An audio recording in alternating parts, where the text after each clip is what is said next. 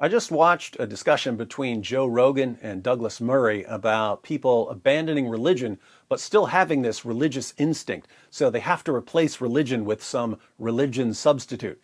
And Rogan and Murray talk about wokeism as a kind of cult and the new atheism as a kind of religion substitute. I'll probably make another video going through that part of the discussion because it's one of the topics I'm really interested in, but haven't talked about much on my channel.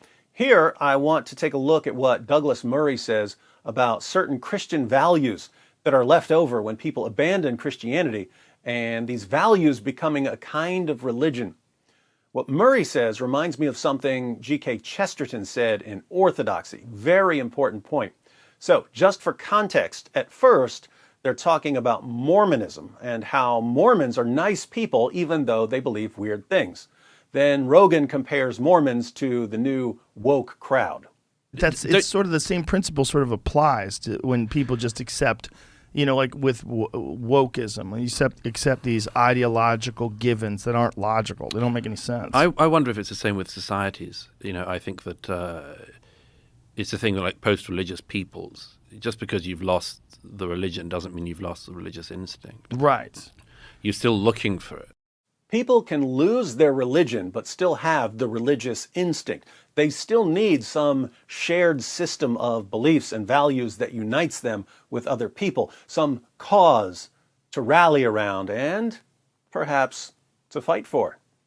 It seems like that's an inherent part of being a person. I agree, and I don't say it's bad. It's just it is part of what we are, and it seems to me very clear that, for instance, you take Christianity out and other things will be put in. Mm-hmm. And they don't even need to be identifiable religions.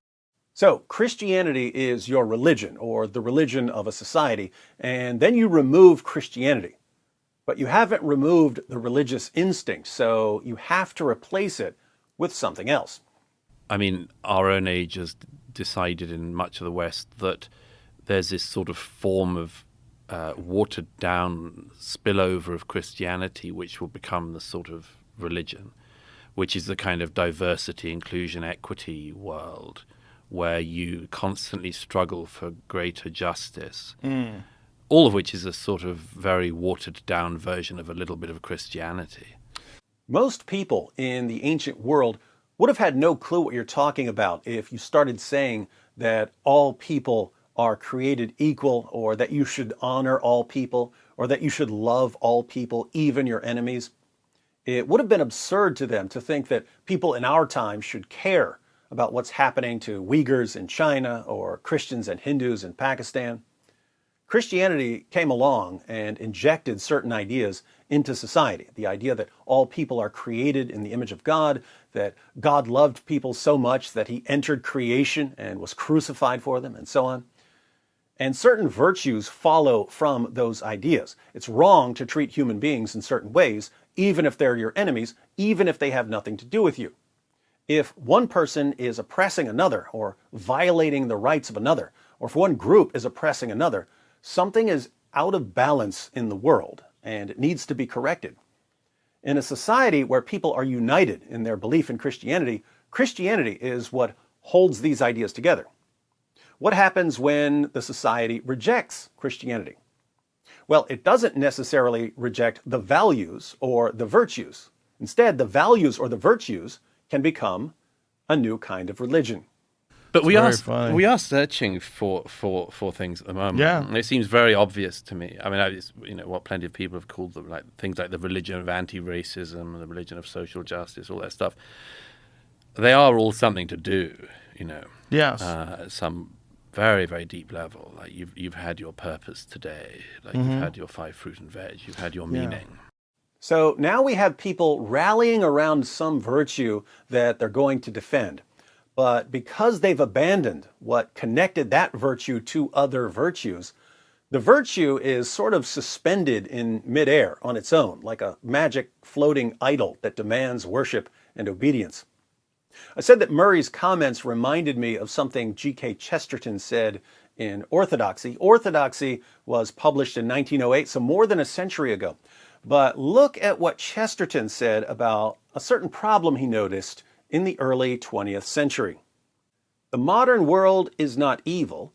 In some ways, the modern world is far too good. It is full of wild and wasted virtues. When a religious scheme is shattered, as Christianity was shattered at the Reformation, it is not merely the vices that are let loose. The vices are indeed let loose, and they wander and do damage. But the virtues are let loose also, and the virtues wander more wildly, and the virtues do more terrible damage. The modern world is full of the old Christian virtues gone mad. The virtues have gone mad because they have been isolated from each other and are wandering alone. Thus, some scientists care for truth, and their truth is pitiless. Thus, some humanitarians only care for pity, and their pity, I am sorry to say, is often untruthful. The modern world is full of the old Christian virtues gone mad. The virtues have gone mad because they have been isolated from each other and are wandering alone. People can fixate on justice and be ready to burn the world to the ground in their pursuit of justice because justice is no longer connected to anything else. People can fixate on love and become insanely stupid because their love is no longer connected to truth. People can fixate on truth and become absolute monsters because ethics just isn't something that can be proven scientifically. You can see the impact of fixating on a single virtue even in the history of Christianity. If all you care about is truth and you have the truth, what do you do if someone doesn't agree with you? Well, since loving your enemies and honoring all people have been swept under the rug of your life's mission, you might start slaughtering heretics in the name of God. People did that after being commanded to love their enemies and to honor all people. Imagine what they'll do once they've completely abandoned the fabric that ties the virtues together, and there's actually nothing left in their ideology or their conscience that connects truth to love, or love to justice, or justice to truth.